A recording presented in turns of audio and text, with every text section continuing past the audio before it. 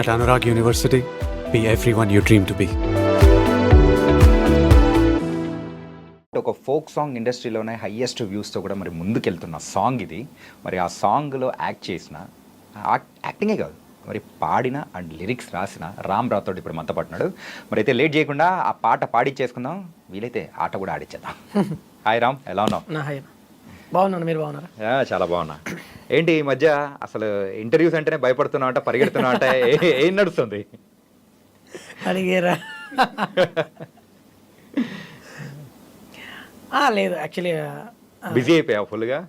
ఈ వర్క్స్ ఉన్నాయి అన్న, ఇక సాంగ్ బాగా ఫేమ్ అయింది కదా, కొంచెం వర్క్స్ అయితే బాగా నడుస్తుంది ప్రజెంట్. ఏ ముహూర్తాన ఆ పాట మొదలెట్టారో కానీ సో మొత్తానికైతే అందరూ దగ్గరికి అంటే చిన్న పిల్లల దగ్గర నుంచి పెద్దవాళ్ళ వరకు అందరూ బాగా ఎంజాయ్ చేస్తున్నారు. రాను బొంబాయికి రాను అంటూ కూడా. ఎందుకంటే నా వాయిస్ సరిగ్గా ఉండదు కాబట్టి ఆ పాట పాడలేదు, పాడదాం అనిపించినా కానీ. ఓకే, తగు పాటతో మొదలెడతావా? యా, తప్పకుండా. అద్దాల మేడలున్నాయే, మేడల్లా మంచి సీరలున్నాయే, సీరంచు రైకలున్నాయే, కొనిపిత్తా నాతో బొంబాయి రాయే, రాను నే రాను, రాను బొంబాయికి రాను, రాను బొంబాయికి రాను, రాను బొంబాయికి రాను, రాను బొంబాయికి రాను.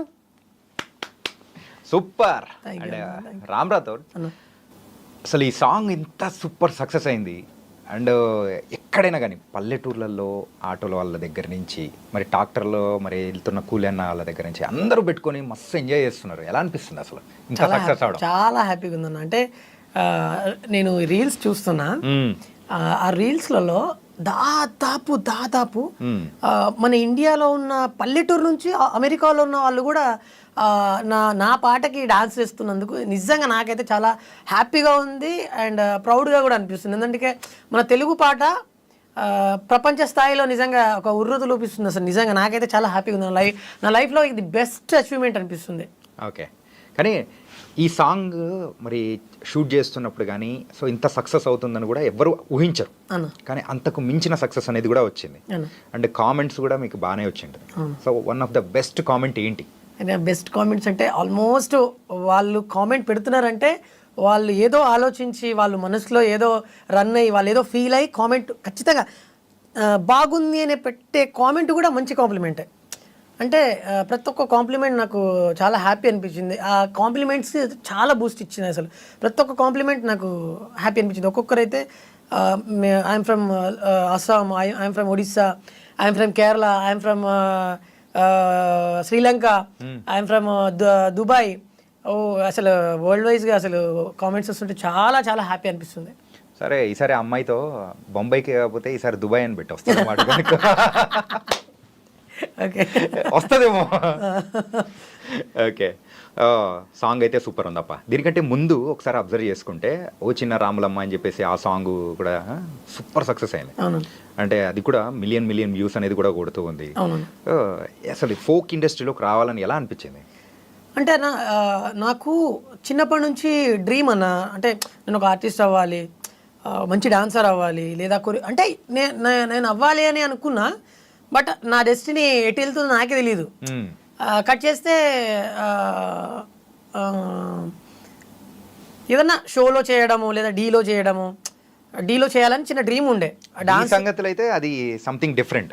కాకపోతే ప్రోగ్రామ్స్లో పార్టిసిపేట్ చేయడము, ఒక డాన్సర్గా ఉండడం వేరు. కానీ ఫోక్ ఇండస్ట్రీలోకి వచ్చి ఇందులోనే ఎక్కువగా సక్సెస్ అనేది కూడా నువ్వు చూస్తూ ఉంటే ఎలా అనిపిస్తుంది?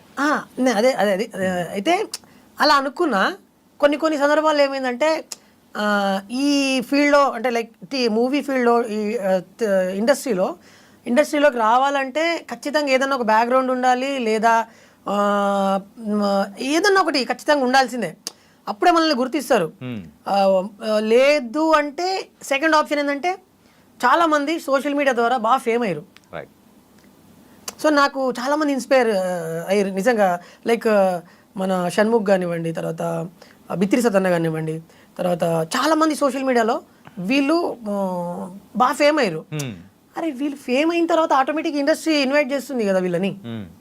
సో మనం ఎందుకు చేయకూడదు అట్లా అని చెప్పేసి ఫోక్ ఇండస్ట్రీకి అలా అడుగు ఫోక్ పెట్టాను. అంతే అలా అడుగుపెట్టిన. ఎన్ని సంవత్సరాలు అయింది ఈ సాంగ్స్ ఇలా చేసుకుంటూ ఫోక్ సాంగ్స్ చేసుకుంటూ? After lockdown. ఆఫ్టర్ లాక్డౌన్ అంటే ఒక 3-4 ఇయర్స్ అనుకోవచ్చా? అంతేనా. ఓకే. సో ఈ 3-4 ఇయర్స్లో ఇప్పటివరకు ఎన్ని సాంగ్స్ చేసావు? సాంగ్స్ అయితే నేను మేబీ ఒక 100 పాడి ఉంటానా. 100 దగ్గరలో పాడడం. మరి కొరియోగ్రఫీగా చేసుకోవడం కానీ, సో అందులో నువ్వు యాక్ట్ చేయడం కానీ? నేను యాక్ట్ చేసింది ఒక 40 దగ్గర ఉన్నాయినా, అంటే ఇంకా రిలీజ్ అయ్యేటి ఉన్నాయి.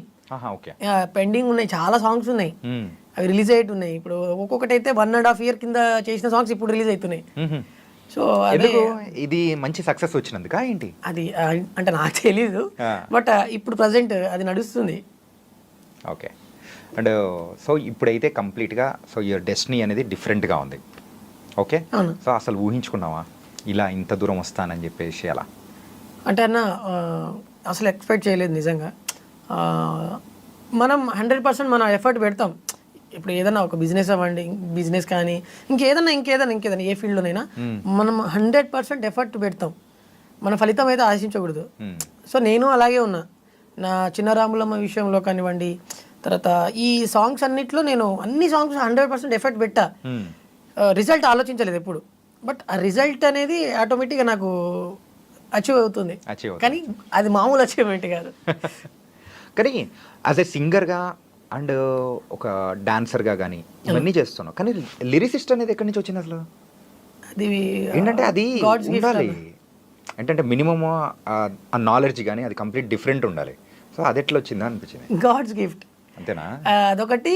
తర్వాత చిన్నప్పుడు ఒక స్కూల్ ఫంక్షన్లో వివేకానంద స్కూల్ అని మా భూత్పూర్ విలేజ్లో, అదే మెయిన్గా ఒకప్పుడు నా చిన్నతనంలో నేను నాకు 7-8 years ఉన్నప్పుడు, అంటే ఇప్పుడు కూడా ఉంది, బట్ ఆ స్కూల్కి నరసింహ సార్ అని ఉంటాడు, ఆయన విలేకరే. ఆయనకి చాలా మంది, చిరంజీవి సార్ కూడా తెలుసు. సో ఈయన పెద్ద పెద్ద వాళ్ళని ఇన్వైట్ చేస్తుండే గెస్ట్లుగా.